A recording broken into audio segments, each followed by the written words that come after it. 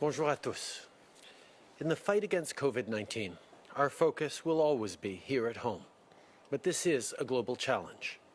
To keep Canadians safe and restart our economy, we need to defeat this virus not just within our borders, but wherever it will be found. That's how we'll beat COVID-19 for good. So just like we're coordinating our efforts across the country, we're collaborating with allies around the globe, too. Earlier this morning, I joined leaders from other countries and from civil society and industry to work together on accelerating the global development of COVID-19 vaccines, treatments, and testing. We all share a common goal, ending this pandemic, and Canada is stepping up to do its part. Canada's contribution of over $850 million for the global fight against COVID-19 includes investments in Canadian and international research. At home, we're providing funding for everything from the University of Saskatchewan's Vaccine and Infectious Disease Organization for their work on vaccine development to Vancouver-based Abcelera for treatments. Right across the country, we're making sure that Canadians can keep leading. Our $850 million commitment also includes support for vaccine development through the Coalition for Epidemic Preparedness Innovations and the WHO's Solidarity Trial that helps hospitals share information on treatments. The more we cooperate, the more likely that we find a cure and find it quickly. And that's something we all want to see. Depuis le début de la crise, on se concentre sur ce qui se passe chez nous. On travaille fort pour assurer la sécurité des Canadiens et appuyer nos travailleurs de première ligne en préparant la relance de l'économie. Mais la COVID-19 est un défi mondial qui exige une solution mondiale et tout le monde doit faire sa part. La contribution du Canada à la lutte mondiale contre la COVID-19, qui s'élève à plus de 850 millions de dollars, comprend des investissements dans les travaux de recherche menés au Canada et ailleurs dans le monde. Ça comprend aussi la mise au point d'un vaccin par l'intermédiaire de la Coalition pour les innovations en matière de préparation aux épidémies et le travail de l'OMS qui favorise l'échange de renseignements entre les hôpitaux. En travaillant tous ensemble sur le même enjeu, on maximise nos chances de trouver une solution plus rapidement. Et c'est ce que tous les pays et tous les citoyens du monde veulent. COVID-19 is an unprecedented challenge. But it's not the first time that Canadians have been called to do their part.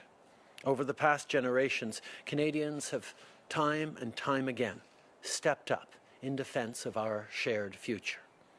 This week marks the 75th anniversary of the liberation of the Netherlands and a Victory in Europe Day.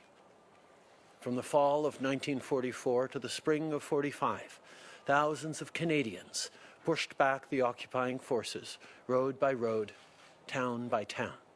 They fought, and many died, to defend the values that we hold dear: peace and democracy, the rule of law, and human rights. And today, 75 years later, we remember their courage and their sacrifice. Earlier this morning, I spoke with Mark Rutte, the Prime Minister of the Netherlands. We talked about the close, lasting bonds of friendship that exist between our two countries. We talked about how we collaborated together in years past, standing for our values, fighting side by side, and how we're doing that again today in this global crisis, in friendship and in solidarity. So today, I ask all Canadians to join me and our friends and allies in the Netherlands at 2 p.m. Eastern Time to observe 2 minutes of silence in honor of our veterans. As we pause, let's reflect on how each of us can live up to their example. Maybe you'll do your part by staying home to protect our healthcare workers. Maybe you'll bring groceries to an elderly neighbor or make a donation to a food bank, or simply make the effort of sending a postcard to a veteran to thank them for their service. With your actions, you are contributing to your community and demonstrating that Canadians, time and time again, will continue to step up. I know the weather's getting nicer, We still need to be extremely careful, and not just for our seniors, but for everyone around us. So don't go out unless you absolutely have to. And if you do, keep 2 meters apart from each other. Cette semaine marque le 75e anniversaire de la libération des Pays-Bas et du jour de la victoire en Europe.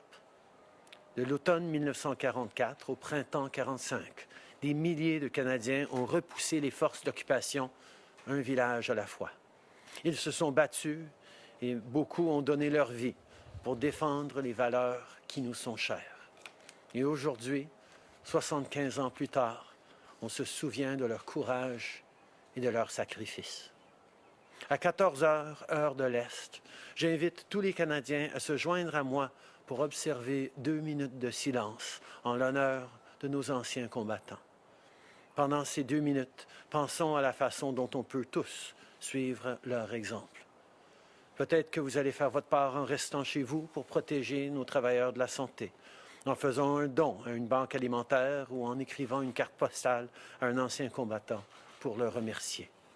Chacun d'entre nous peut aider sa communauté, mais peu importe ce que vous décidez de faire, continuez de rester chez vous et gardez 2 mètres de distance les uns des autres. Merci beaucoup.